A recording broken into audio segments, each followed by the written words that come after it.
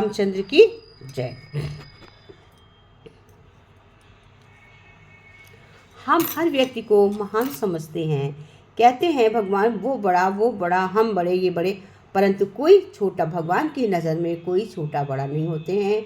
भगवान कहते हैं सभी एक समान हो, सभी अच्छे कर्म करो, क्योंकि प्रभु का कहना है कि व्यक्ति मन से महान नहीं बनता है, व्यक्ति अपने कर्मों से महान बनता है, उसके कर्म ही उसको महान बनाते हैं। बहुत समय पहले की बात है, एक घने और विशिष्ट जंगल में 3 बहुत बड़े पहाड़ थे। एक जंगल में बहुत बड़े पहाड़ थे 3। उस जंगल का अपना कोई नाम ना था, ये पहाड़ ही उस जंगल की पहचान थे। एक बार इंद्रदेव उस जंगल में पधारे और जब उन्हें पता चला कि इस स्थान का कोई नाम नहीं है, तो उन्होंने तीनों पहाड़ों से कहा कि वे इस जगह का नामकरण करना चाहते हैं,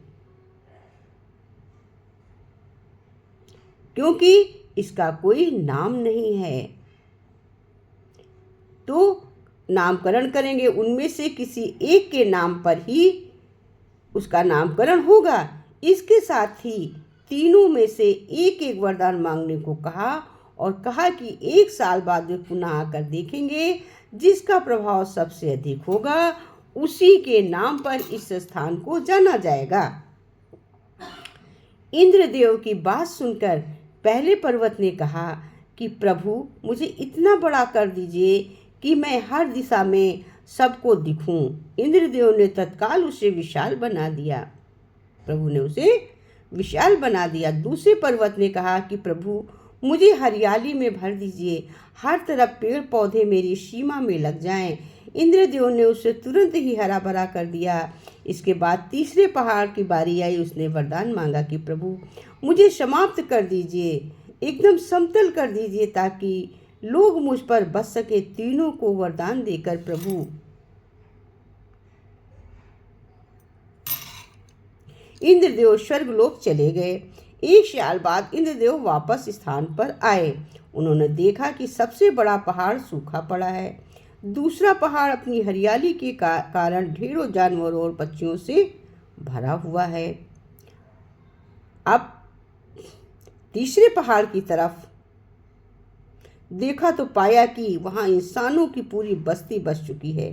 सभी लोग उस पर रह रहे हैं, सुखी हैं, आनंद जीवन मंगल बिता रहे हैं। हर तरफ उल्लास है, जीवन के रंग बिखरे हैं, मानो धरती का स्वर्ग उतर आया है। बहुत ही स्वाभाविक लग रहा है।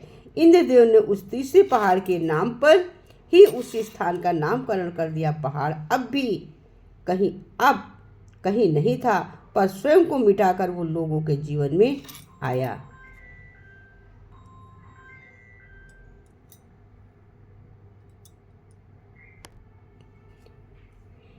यही कहते हैं संसार में नाम कमाने, महान बनने की एकमात्र राह है। अपने दूसरे को मिटा देने वाले संसार में पूजे जाती हैं। ये त्याग की भावना इंसान में उसको महान बनाती है, जो किसी भी व्यक्ति को लोगों के दिल में अमर कर देता है। भगवान प्रभु कहते हैं कि अमीर आदमी रहता है, उस आदमी ने अपना सारा जीवन भगवान कहते हैं कि अमीर आदमी अपना सारा जीवन पैसे कमाने में लगा दिया। उसके पास इतना धन होता है कि उस नगर को भी खरीद सकता है, लेकिन उसने अपने संपूर्ण जीवन में कभी किसी की मदद नहीं करी। तो इतना धन होने के बावजूद उसने अपने लिए धन का उपयोग नहीं किया, कभी अपनी पसंद के कपड़े, भोजन, अन्य इच्छा की पूर्ति तक नहीं की। वो केवल उसके जीवन में पैसे कमाने में व्यस्त रहा। वो इतना व्यस्त हो गया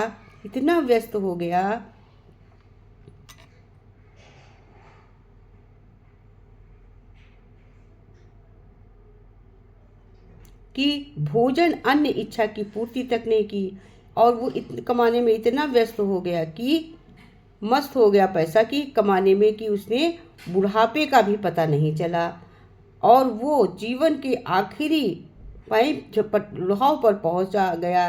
इस तरह उसके जीवन का अंतिम दिन भी नजदीक आ गया। यमराज उसके प्राण लेने धरती पर आए, जिसे देखकर वो आदमी डर गया। यमराज ने कहा, अब तेरे जीवन का अंतिम समय आ गया है और तुझे अपने साथ ले जाने आया हूँ।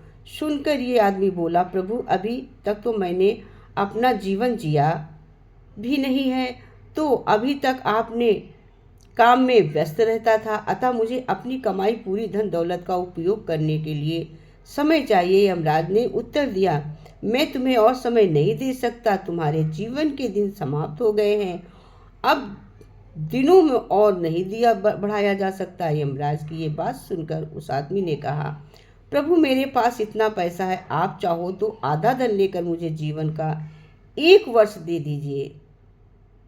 प्रत्युत्तर में उत्तर में यमराज ने कहा, ऐसा संभव नहीं है। इस पर आदमी ने कहा, आप चाहो तो मेरा 90% धन लेकर मुझे 1 महीने का समय दे दीजिए। यमराज ने फिर मना कर दिया।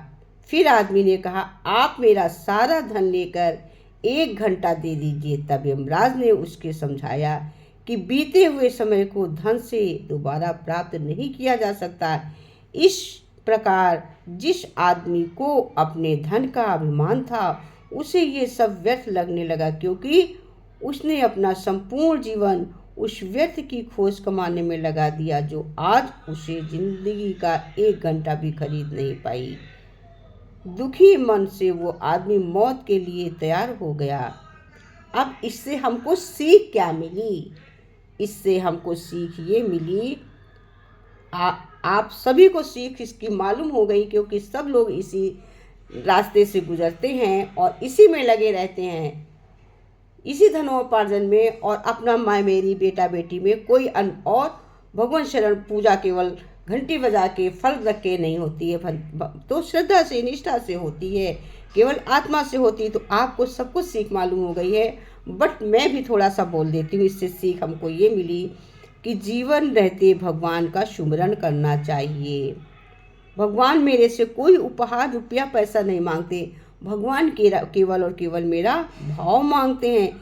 इसलिए जीवन के हर पल का आनंद लीजिए एवं उसके एंजॉय कीजिए, इसको व्यर्थ मत जाने दीजिए, पल पल को खुशी के साथ जियो, तभी तो आज हमारी सब पूंजी कामयाब होगी, तभी तो जीवन का खुश रहकर ही हम अपने जीवन का मूल्य समझ पाएंगे।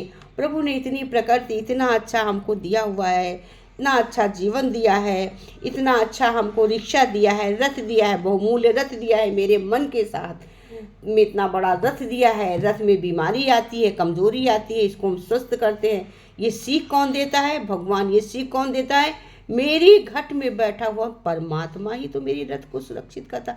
रथ जो मेरी बॉडी है, ये मेरा रथ है। जो मेरी बॉडी है ये रथ है, ये रिक्शा है, ये रथ है, ये चलने वाला रिक्शा है, और इसको चलाने वाले भगवान हमारे हृदय में बैठे हैं, जो हर पल तुम्हारे साथ है, जो हमको दिखते नहीं है, वो ही तो मेरा रिक्शा चलाते हैं। और फिर बाडी जाती है, ये रथ जाता है, रिक्शा टूट के चला जाता है। जैसे कपड़े फटे फेंक देते हैं, पोछा लगाते हैं, कूड़े में फेंक देते हैं, वैसे मेरी केवल ये बाडी जाती, क्या कहीं मेरा मन जाता, मेरी आत्मा जाती, ये तो मेरे हमेशा जीवित ही रहती है, केवल हम सोचते चला गया। रामायण में प्रभु ने क्या कहा है? बाली ने जब ये कहा है कि मैं बैरी सुग्रीव प्यारा, कारण कहूँ रात मेरा, उसके बाद जब बाली खत्म हो जाता है तो उसकी बीबी रोती है, विलाप करती है, तो क्या कहती है? तो राम भगवान क्या समझाते हैं कि रो नहीं, ये प्रकृति का नियम है, इसने कपड़े बदले हैं, इसका शरीर बदला है, फिर भी वो रो रही। तो कहते हैं अगर तुम इस रिक्शे को, आवरण रूपी रिक्शे को, इसके शरीर को, इसके रथ को तुम अपना प्रिय प्राणी समझती थी, तो इसको तो मैं कहीं लेके नहीं जा रहा, ये तो पड़ा है, उठाओ और इसको लेकर तुम पुनः घर जाओ। लेकिन अगर तुमने इससे मन से प्रेम किया है, श्रद्धा से प्रेम किया है, निष्ठा से इसको अपना पति माना था, निष्ठापूर्वक इसको अपना पति बनाया था, तो ये तुम्हारे साथ आजीवन तुम्हारे साथ है, पीढ़ी दर पीढ़ी तुम्हारे साथ है। जिसको तुमने पति मान लिया, जिसको तुमने भाई मान लिया, वो कभी अलग नहीं होता है, वो कभी नहीं मरता है, वो हमेशा जीवित रहता है। केवल जैसे कपड़े बदलते हो, वैसे ये केवल और केवल ये शरीर रूपी रथ जाता है, बॉडी जाती है, बाकी तो समझाया है प्रभु ने, राम ने बताया है। वैसे ही हमारी भी सोच होनी चाहिए। हम कभी किसी से बिछड़ते नहीं हैं, बट हम थोड़ी देर के लिए परेशान भी इसलिए ज़रूर होते हैं, लेकिन हमें ये ज्ञान ही सिखाता है कि हम कभी कोई नहीं जाता है। ये हमारे कर्मों का फल है कि हम एक दूसरे से बिछड़ जाते हैं। जैसा कर्म करेगा वैसा फल देगा भगवान। ये तो गीता का ज्ञान, ये तो गीता का ज्ञान। ज्ञान गीता में कहा है, जैसा कर्म करोगे वैसा ही फल पाओगे। ये तो छोटा छोटा बच्चा बोलता है, क्योंकि घरों में पेरेंट्स बोलते हैं जो जैसा कर्म करेगा वैसा फल देगा भगवान। ये है गीता का ज्ञान, ये तो गीता का ज्ञान। तो ये गीता का ज्ञान है, ये भगवान राम की शरणों में बैठ के ज्ञान मिलता है। तो आज से हम सभी ये सोचें कि जो प्रभु करते हैं वो बहुत अच्छा है, जो प्रभु ने दिया वो बहुत शुक्रिया है, जो ले लिया वो भी उनकी शुक्रिया है, उसमें भी कोई हित ही होगा तभी लिया है। ऐसे थोड़ी ना ले लेंगे भगवान को किसी चीज़ की कोई ज़रूरत नहीं है, लेकिन भगवान की नियम है किसको कब क्या दे। जैसे बच्चा जब भूखा होता है तभी बोतल पाता है, कपड़े गंदा है करते हैं बदला जाता, तभी हमें भगवान के हर समय शुक्राने करने चाहिए। भगवान से हमें कोई गिलवा शिकवा नहीं होना चाहिए। प्रभु जो करते बहुत अच्छा करते हैं। हे ईश्वर श्री राम, जो आपने दिया है, जो कुछ आपने नहीं दिया है और जो कुछ देकर ले लिया है, उस पर हर बात के लिए आपका ढेर ढेर शुक्राने, ढेर ढेर शुक्राने। हे प्रभु, आपके ढेरों ढेरों शुक्राने हैं। जो कुछ आपने दिया है वो आपकी कृपा है, जो आपने दिया है वो आपकी कृपा है। जो आपने नहीं दिया उसमें हमारी भलाई है, जो नहीं दिया उसमें मेरी भलाई है। और जो कुछ देकर ले लिया है, जो कुछ आपने दिया भी और ले भी लिया, वो आपने मेरा किसी प्रकार से इम्तहान लिया। इस इम्तहान में हम क्या करते हैं ये हमारे कर्म ही निर्धारित करेंगे कि हमने क्या किया और क्या नहीं किया। अब मोहे राम भरोसा भारी, अब मोहे राम भरोसा भारी, अब मोहे राम भरोसा भारी, अब मोहे प्रभु भरोसा भारी। अमर महारस ना पान किया जब, अमर महारस पान किया जब, आया मोग सवेरा। अमर महारस नाम पान कर आया, देहुअर मन मोरा। अब मोहे हम भरोसा तेरा, अब मुझे राम भरोसा तेरा। तेरा दीपक ज्ञान जगा जब भीतर, दीपक ज्ञान जगा जब भी, मिटा ज्ञान अंधेरा। दीपक ज्ञान जगा जब भी, मेरा ज्ञान अंधेरा। अब मोहे राम भरोसा तेरा, अब मोहे राम भरोसा तेरा। निशा निराशा दूर हुई जब, निशा निराशा दूर हुई जब, आया शांत सवेरा। निशा निराशा दूर हुई जब, आया शांत सवेरा।